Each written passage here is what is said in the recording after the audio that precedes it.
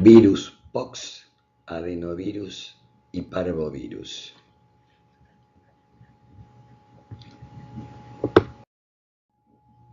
Virus pox. Los virus pox pertenecen a una familia de virus ADN de estructura muy compleja. Causan enfermedades en animales, viruela del mono, de las vacas, y en el hombre, el molusco contagioso y la viruela humana.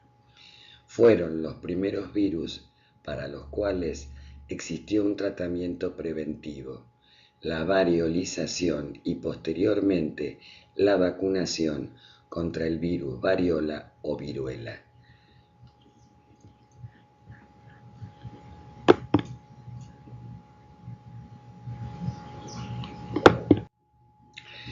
El virus pox pertenece a la familia Poxviridae. Esa familia comprende dos subfamilias, los Cordopoxvirinae, que van a afectar a los vertebrados, y los Entomopoxvirinae, que van a afectar a los invertebrados. Dentro de la subfamilia Cordopoxvirinae existen diversos géneros. Dentro de ellos están los ortopoxvirus, cuya especie tipo es el virus de la vaccinia. También comprenden el virus de la viruela del mono, el de la variola o viruela y la viruela bovina. Otros géneros son el parapox, que afecta a ungulados, el avipox, que afecta a aves, el moluxipox, que va a producir el molusco contagiosum, que en realidad es una tumoración benigna que se da en el hombre, el suipox en porcinos, los leporipox, que van a dar tumores benignos en el hombre, y los yatapox, que producen infecciones tanto en el hombre como en los animales. El virus pox tiene un tamaño de 280 nanómetros, es de simetría compleja, está constituido por ADN lineal de doble cadena. El 90% lo constituyen proteínas, algunas con capacidad de enzimas. Son los únicos virus ADN que tienen su propia ARN polimerasa. Están constituidos en un 3% por colesterol y fosfolípidos. El ADN ocupa un 6% y tienen una estructura antigénica que es común a todos los virus pox, que es una nucleoproteína. También poseen un antígeno de cubierta o LS y un antígeno de superficie celular o hemaglutinina. La estructura del virus pox es una estructura compleja. Tiene forma ovoide o de ladrillo. Contiene el core en su interior, que va a tener, por supuesto, el genoma viral. A su vez están el nucleoide y las fibras del nucleoide. Y todo ello está recubierto por la envoltura del nucleoide. Por fuera está la capa plegada y además el core está como aplastado por dos cuerpos laterales que son formaciones que están compuestas por proteínas. Luego existe una envoltura interior que a su vez va a tener proteínas de superficie, una envoltura exterior y por fuera de la envoltura exterior túbulos de superficie. Los virus pox son sensibles al cloroformo y a la radiación ultravioleta. Se inactivan a pH 3. También se inactivan a 55 grados centígrados por 20 minutos y rápidamente con soluciones de hidróxido de sodio, con cloro y formol al 0,5 o al 1%. Resisten a 100 grados centígrados por 5 minutos. Conservan su virulencia por más de un año en costras secas y se conservan a bajas temperaturas desecado o mezclado con glicerol. Aquí se ilustra el virus pox por microscopía electrónica. Los virus POX se replican exclusivamente en el citoplasma celular. El ciclo replicativo de los virus POX comienza con la adsorción. No se conocen receptores específicos. Luego penetra por fagocitosis o fusión de envoltura viral con las membranas celulares. Seguidamente se produce la liberación del ADN viral. La membrana externa se elimina y se inicia una transcripción precoz. Se sintetiza un ARN mensajero precoz que codifica para enzimas precoces y proteínas víricas precoces. Una enzima desenvoltasa codificada por el virión produce la liberación del ADN. Seguidamente ocurre la transcripción genómica del virus. La enzima ADN polimerasa vírica replica el ADN vírico en inclusiones citoplasmáticas que se denominan factorías. Son corpúsculos de inclusión o de Guarnieri. Se produce una transcripción tardía. El AR mensajero tardío es traducido a proteínas estructurales y del virión. Luego ocurre la maduración y ensamblaje viral. Las membranas se ensamblan alrededor de los corpúsculos de inclusión o factorías del núcleo. Y finalmente se produce la liberación de los viriones por exocitosis o bien por lisis celular. Son virus citopatógenos para células epidérmicas. Todos los virus POX producen hiperplasia celular al principio de la infección. El virus de la viruela o variola es el más virulento de todos los virus POX. Una enfermedad semejante a la viruela ocurre en los monos, monkeypox, pudiendo transmitirse al hombre, aunque más atenuada. La viruela es la única enfermedad que ha sido erradicada del planeta. El último caso ocurrió en Somalia en 1977. Una enfermedad puede estar controlada, eliminada o erradicada. Desde el punto de vista epidemiológico, una enfermedad controlada es cuando se logra la reducción de la incidencia a niveles que deja de ser un problema de salud pública. Una enfermedad está eliminada cuando no existen casos de la enfermedad, aunque persiste el agente etiológico o el vector. Una enfermedad está erradicada cuando no existe el agente causal. El término viruela proviene del latín, que quiere decir manchado, en referencia al abultamiento y pápulas que aparecen en la enfermedad. Existen dos formas clínicas de viruela, la viruela mayor o la viruela menor o alastrín. La enfermedad cursa con los siguientes periodos: primero incubación, luego una fase toxémica y finalmente la convalescencia.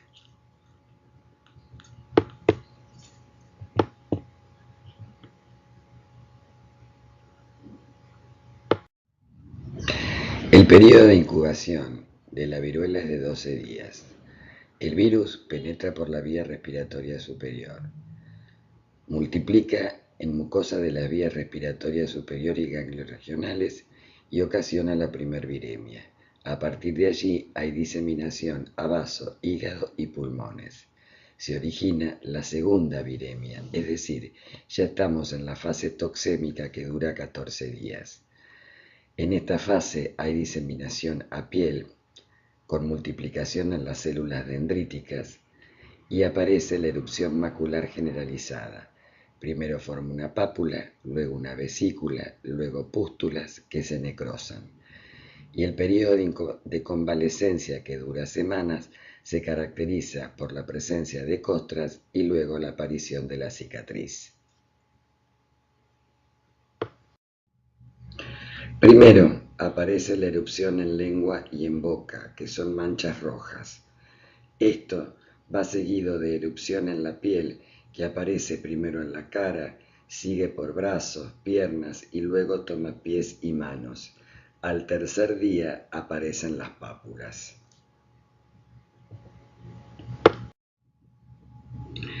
Alrededor del día 4, las pápulas se llenan de líquido espeso y se hunden en el centro. Al cabo de una semana se forman las pústulas altas, redondeadas y duras al tacto. En el día 14 ya aparecen las costras. Y luego, alrededor del día 21, las costras se caen dejando marcas en la piel, quedando cicatrices en forma de hoyos. Aquí se puede apreciar una paciente con viruela en pleno periodo toxémico.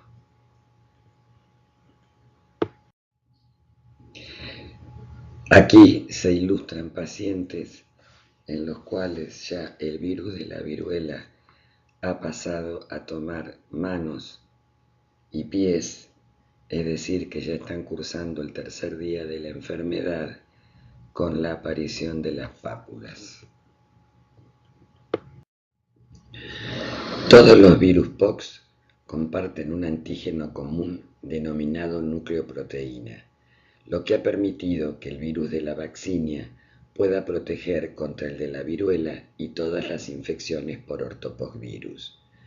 Frente a la infección o inmunización, aparecen anticuerpos para cada uno de los antígenos virales, siendo los anticuerpos inhibidores de la hemaglutinación los primeros en detectarse alrededor del 15º día de la enfermedad, persistiendo probablemente hasta 20 años post-exposición.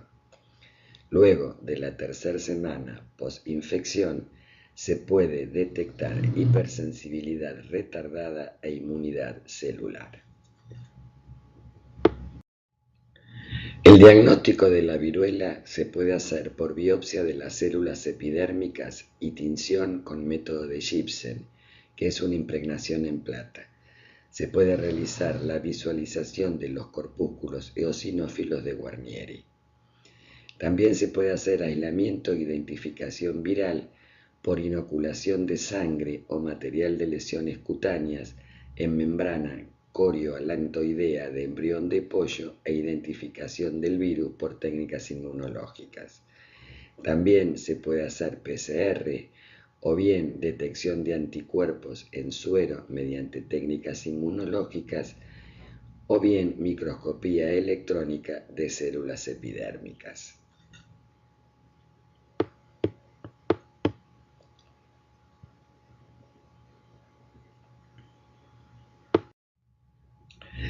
El desarrollo comercial de la vacuna liofilizada persuadió al director general de la Organización Mundial de la Salud a implementar el programa de erradicación de la viruela en 1953. Mientras en el mundo erradicaban el virus de la viruela, Estados Unidos y Rusia acumulaban grandes cantidades de virus con fines biomédicos. El virus de la viruela es un agente potencialmente utilizable para la guerra bacteriológica. El CDC considera el virus de la viruela como categoría A, gran poder de diseminación y productor de enfermedad grave. Para la detección e identificación de casos de viruela es necesario el entrenamiento de médicos y personal de la salud. Ahora bien, repasando la historia, observamos que hacia el siglo XI ya se habían realizado las primeras vacunaciones caseras mediante el uso de costras de los enfermos. Esto producía un alto número de nuevos casos, pero la enfermedad era menor que en que la padecía tras una infección normal. Estas vacunaciones caseras comenzaron en China e India, llegando después a Grecia y Turquía. Básicamente consistía en aplicar la serosidad de las pústulas, por ejemplo, sobre frente, pómulos y mentón, o bien realizando pinchazos a los cuales se les agregaba el material de las pústulas, o bien hacían una inoculación intranasal.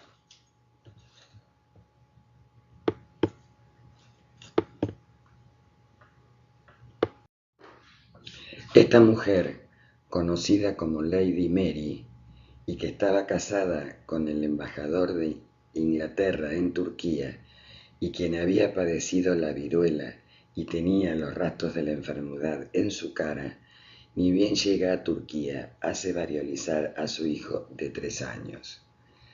Lleva este método a Inglaterra. Tenía llegada a la corte, por lo tanto, quisieron probar el método y para ello lo prueban en 6 presos condenados a muerte, quedando libres al haber superado la prueba de la variolización. A partir de ahí son variolizadas las cortes de Inglaterra, Austria y Rusia, y este método, sin saberlo, precedería al trabajo de Jenner.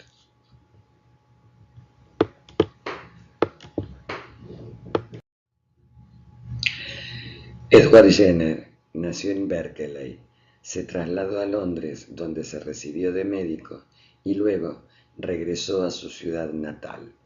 En 1796, Edward Jenner trabajó con cowpox para producir la primera vacuna eficaz contra la viruela. Cuando Jenner vuelve a su ciudad natal, observa que los granjeros, especialmente las lecheras, eran generalmente inmunes a la viruela.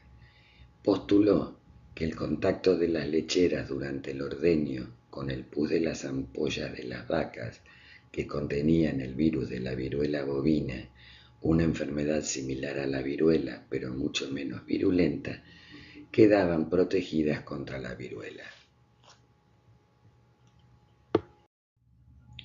Fue así que Jenner, en 1796, inoculó a su primer paciente humano, llamado James Phipps, un niño de 8 años, y lo inoculó con materia tomada de las manos de una ordeñadora llamada Sarah Nelmes, a quien su vaca, Blossom, la había contagiado de viruela bovina. Como era de esperar, James contrajo viruela bovina. Unos días después, inoculó al niño con gérmenes de viruela humana. Como anticipó, el niño no se enfermó de la versión humana de viruela. La inoculación con el virus de viruela bovina había producido un grado de protección definitivo contra la viruela.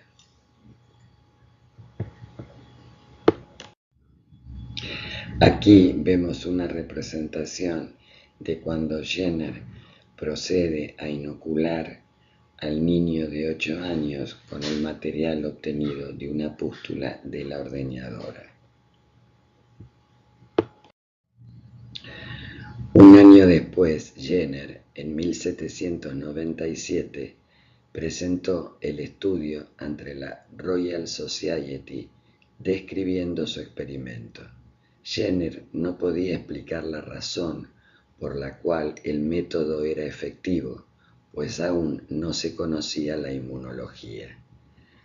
Sin embargo, la respuesta de los científicos fue que sus ideas eran demasiado revolucionarias y que necesitaba presentar más pruebas. Jenner experimentó con varios otros niños, incluyendo su propio hijo de 11 meses. Denominó a su método el término vacuna, del latín vaca. Sus críticos, especialmente el clérigo, denunciaron que era repugnante e impío inocular a alguien con material de un animal enfermo y que además las personas vacunadas adquirirían los hábitos de las vacas. Jenner fue expulsado de la comunidad médica. Sin embargo, su reconocimiento llegó a la organización en España de la Real Expedición Filantrópica de la Vacuna, que patrocinó una primera expedición de vacunación a nivel mundial al abarcar su imperio de ultramar Hispanoamérica y Filipinas a cargo del Dr. Javier Balmis.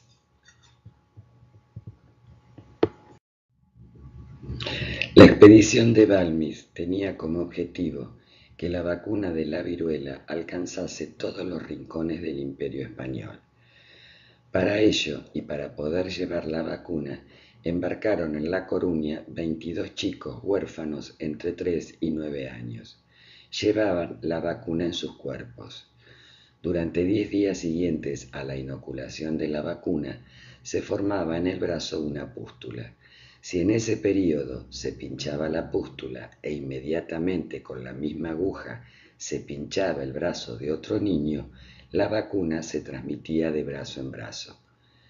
Vacunó así la población de las colonias españolas del Nuevo Mundo, cruzando después al Pacífico hasta el continente asiático. El uso de huérfanos como correo resultó una de las ideas tan ingeniosas que incluso hoy en día sorprende a los expertos, aunque pueda cuestionarse su ética. Aquí se ilustra la expedición de Balmis. La expedición de Balmis hizo que la verdad sobre la vacunación se abriera camino poco a poco. Al principio se divulgó la vacuna por Inglaterra, posteriormente se introdujo en Francia e inclusive se lo convenció a Napoleón de que vacunara a sus tropas, ya que tenía muchas bajas por esta enfermedad en sus ejércitos. Luego siguió Italia y después se propagó por toda Europa y América. Desde que se verificó el descubrimiento hasta los últimos días de su vida, Jenner vacunó gratuitamente a los pobres de Berkeley y de sus alrededores. Para ello tenía un pabellón en el jardín de su vivienda, al que llamaba Templo de Vacuna. En cierta ocasión acudieron a él muchos habitantes de una aldea vecina que antes habían sido rebeldes a la vacunación. El cambio obedeció a que el sacristán de la iglesia del pueblo, cansado de asistir a tantos entierros por defunción de variolosos, determinó aconsejar por todas partes que la única forma de evitar la enfermedad era a través de la vacunación. Finalmente, Jenner fue reconocido por la Sociedad Médica Inglesa y se lo instó a que volviera a Londres. Sin embargo, él quedó en su pueblo natal hasta su muerte. Toda esta información es más que suficiente para que se reconozca a Jenner como un verdadero benefactor de la humanidad. El virus de la viruela es un patógeno humano estricto y no posee reservorios animales. La transmisión se realiza a través de la vía respiratoria, por inhalación de gotitas por individuos susceptibles, con un contacto estrecho y prolongado con una persona infectada, o bien por contacto directo con una lesión eruptiva o con la costra desprendida de una lesión. En 1949 se registró el último caso de viruela en Estados Unidos. En 1955 se dio por erradicada en España. En 1977 se detectó el último caso de viruela en el mundo en un joven somalí. En 1979 dejaron de vacunarse a los niños contra la viruela. En 1980 la OMS declaró erradicada la viruela humana. Sin embargo, el virus sigue existiendo. Se dice que en un laboratorio de Atlanta, Estados Unidos, y en otra, en la antigua Rusia, siguen teniendo viales congelados del virus de la viruela para su estudio. Se ha pensado muchas veces destruirlos, sin embargo, se ha evitado su destrucción argumentándose que el estudio de esos virus podrían ser de gran utilidad en caso de una reaparición de la epidemia por la causa que fuere.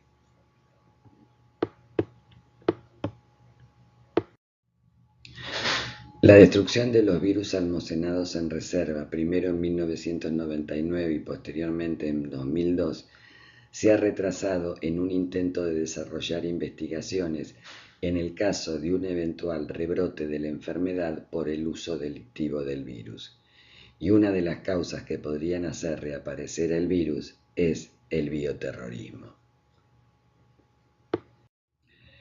La profilaxis de la viruela se lleva a cabo mediante el uso de la vacuna contra la viruela o antivariólica, que está compuesta por la especie de ortopoxvirus denominada vaccinia.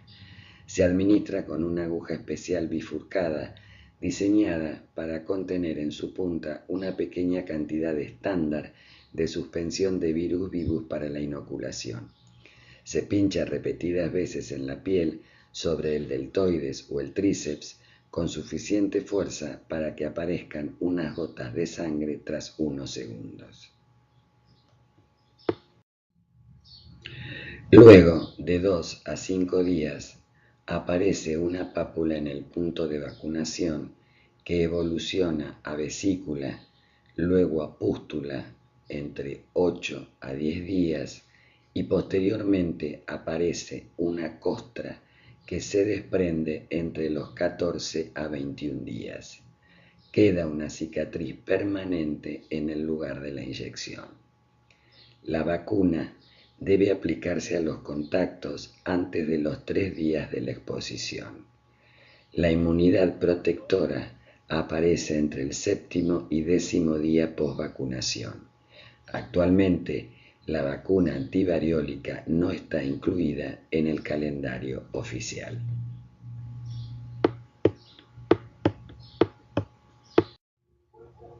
Adenovirus.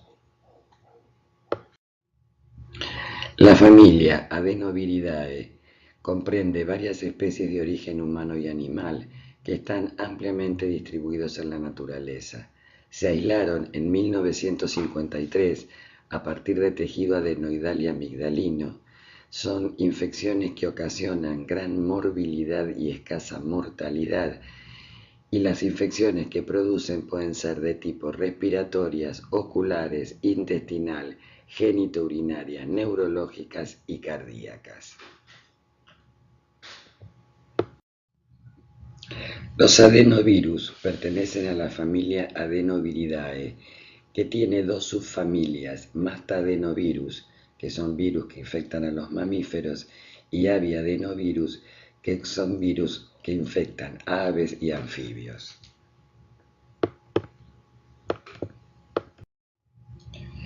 En base a las características físico-químicas, a la homología de su ADN y por su potencial oncogénico, se los ha dividido en 6 subgrupos que van de la A a la F. Por el mosaico antigénico que presentan sus capsómeros, se los ha podido clasificar en 49 serotipos relacionados con infección en humanos, y en la actualidad hay 2 nuevos candidatos para ocupar los puestos número 50 y 51. El adenovirus 12 fue el primer virus patógeno humano que se demostró podría causar tumores malignos en hámster. Actualmente, por los estudios efectuados, se los clasifica en base a esta propiedad en 2 grupos: virus altamente oncogénicos como el 12, 18 y 31, y virus débilmente oncogénicos como el 3, el 7, el 11, el 14, el 16 y 21. Sin embargo, hasta ahora no se han podido asociar convincentemente con cáncer en humanos.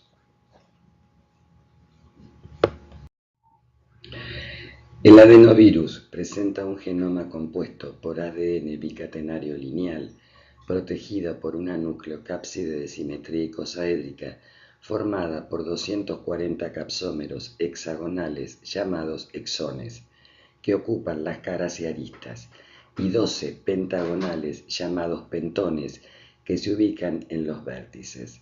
De estos, parten prolongaciones o fibras a modo de antena, en cuyo extremo se encuentran las glicoproteínas causantes de la adhesión a las células endoteliales de diferentes tejidos, responsables en último término de los cuadros clínicos.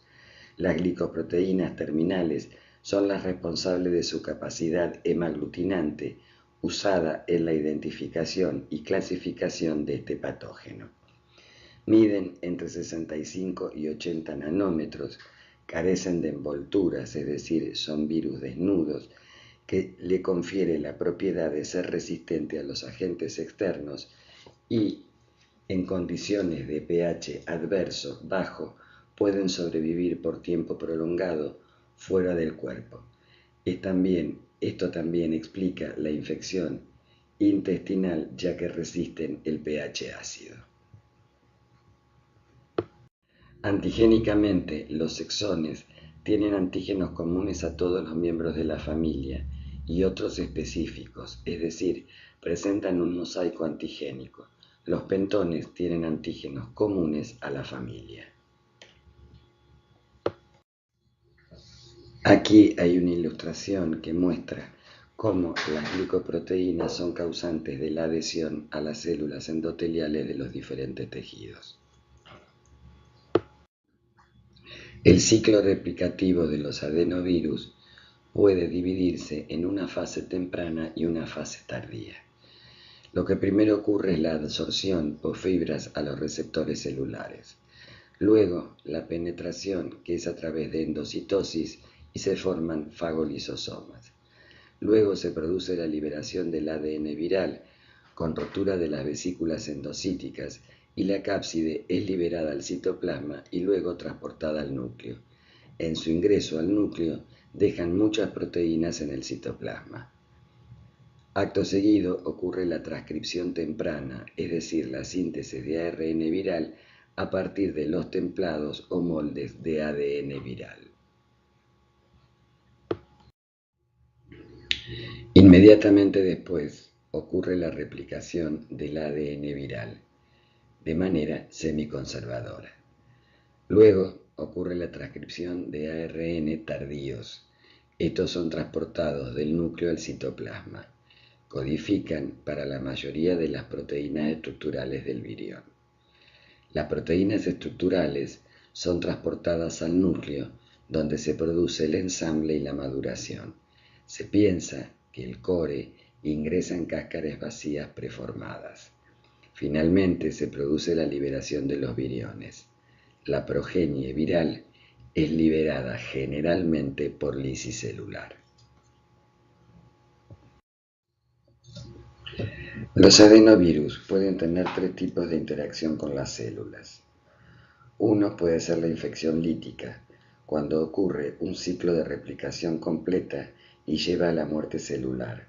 Se ve en las células epiteliales.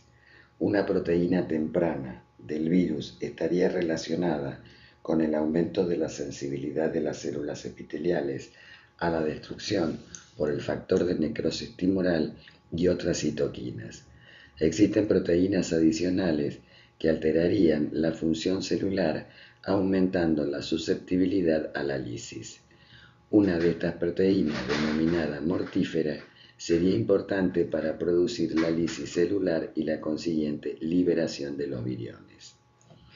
Puede ocurrir una infección latente con periodos de reactivación y excreción. No se produce la muerte celular, se ven células linfoides. Hay baja y continua replicación del virus.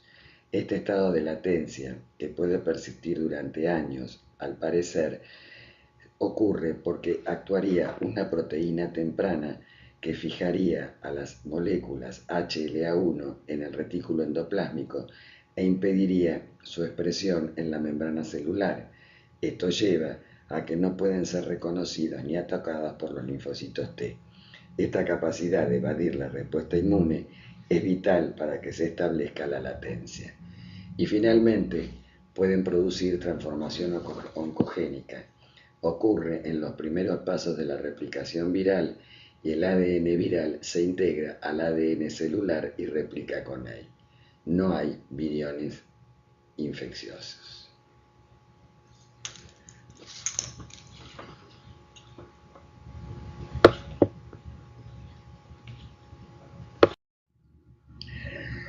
Los síndromes clínicos que pueden producir son infecciones del tracto respiratorio, muy frecuentes, sobre todo de las vías altas como faringoamigdalitis, También pueden producir infecciones de las vías respiratorias bajas, con tos y hasta síndrome coqueluchoide.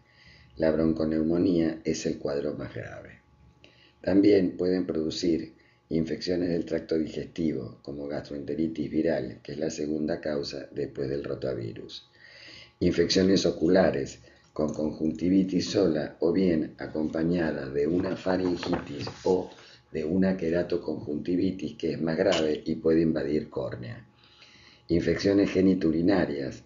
La forma habitual es la cistitis hemorrágica o a veces cervicitis o uretritis como manifestación de una enfermedad de transmisión sexual. E infecciones en los pacientes inmunocomprometidos, dando cuadros graves de neumonía o infección generalizada, sobre todo en aquellos pacientes que sufren de SIDA. Aquí vemos una niña con un cuadro respiratorio producido por adenovirus. Aquí se ilustra un cuadro de conjuntivitis por adenovirus. Para el diagnóstico de adenovirus, las muestras deben tomarse al inicio de la infección y dependerán del sitio de la lesión. Las técnicas diagnósticas incluyen observación microscópica por inmunofluorescencia de células descamativas, pero es una técnica que puede dar falsos negativos porque va a depender de la calidad de la muestra y de los sueros que se empleen. Se puede hacer microscopía electrónica, pero tiene el inconveniente que no siempre se cuenta con este instrumental. Se puede realizar detección de antígenos mediante prueba del látex, inmunofluorescencia indirecta o ELISA, y también detección de anticuerpos por fijación de complemento. Se puede hacer tipaje por inhibición de la hemaglutinación y también por la prueba de neutralización. Pero el aislamiento viral es la prueba definitiva. Se cultiva en líneas celulares continuas como EP2, ELA y KB. El efecto citopático consiste en un redondamiento de la célula con aumento de la refringencia y con tendencia a la fusión. Hay cuerpos de inclusión intranucleares, eosinófilos, rodeados de un halo que expanden al núcleo como si fuera una gota de tinta. Estos efectos citopáticos se confirman por inmunofluorescencia.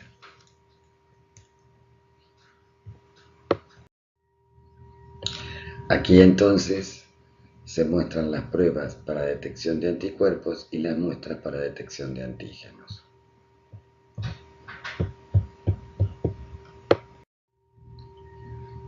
Las infecciones por adenovirus pueden ocurrir en cualquier época del año, pero ocurren más frecuentemente a fines del invierno y en primavera. Se pueden manifestar como casos aislados, como brotes o bien como epidemias. Pueden provocar infecciones hospitalarias, sobre todo en salas de pediatría. Se han rastreado brotes agudos hasta piletas de natación cloradas de manera insuficiente.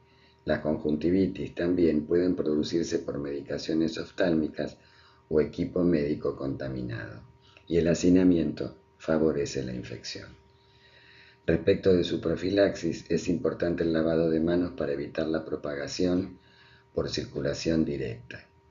Existen vacunas que han sido aplicadas a poblaciones militares, pero no se utilizan en los niños por falta de atenuación en las cepas y por la aprensión por causar en los animales tumores.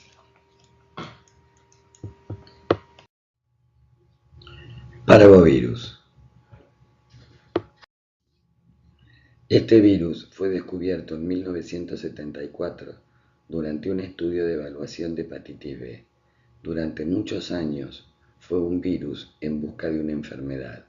Recién en 1981 se pudo asociar al parvovirus B19 con crisis de anemia plástica en niños que padecían, además de anemia falciforme.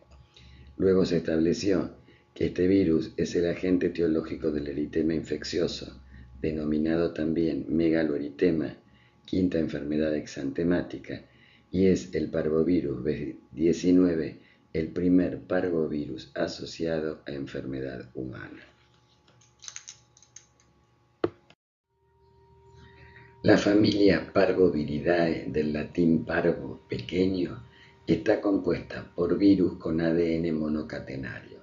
Se incluyen 3 géneros: parvovirus, dependovirus y densovirus. En el género parvovirus se ubican el parvovirus B19, causantes de infecciones en el ser humano, y otros que afectan animales. En los dependovirus se ubican 4 serotipos asociadas a infecciones asintomáticos en el ser humano y en primates. Se denominan así pues necesitan de la presencia de otro virus para su replicación. Son los parvovirus adenoasociados. Los densovirus son virus de insectos. El parvovirus B19 es un virus desnudo, de simetría icosaédrica, con ADN monocatenario lineal y polaridad positiva, y tiene una medida de 20 a 25 nanómetros. El parvovirus no puede estimular a la célula para que comience a sintetizar ADN, por ello se replica en tejidos de división celular rápido. El ciclo replicativo del parvovirus B19 comienza con la absorción, unión al antígeno eritrocitario del grupo sanguíneo P, el globócido P. Se encuentra en precursores de hematíes, eritroblastos, megacariocitos, miocitos del corazón, células endoteliales. La penetración se produce por endocitosis, con liberación de la cápside viral e ingreso del ADN al núcleo celular. El genoma se replica mediante la conversión del genoma monocatenario de ADN del virión en bicatenario. Las secuencias con repeticiones invertidas de ADN localizados en ambos extremos se doblan sobre sí mismos y se hibridan con el genoma para crear un cebador para la polimerasa celular del ADN. Se genera una cadena complementaria y se replica el genoma del virión. Luego se produce la transcripción del ARN. Se realiza este en el núcleo.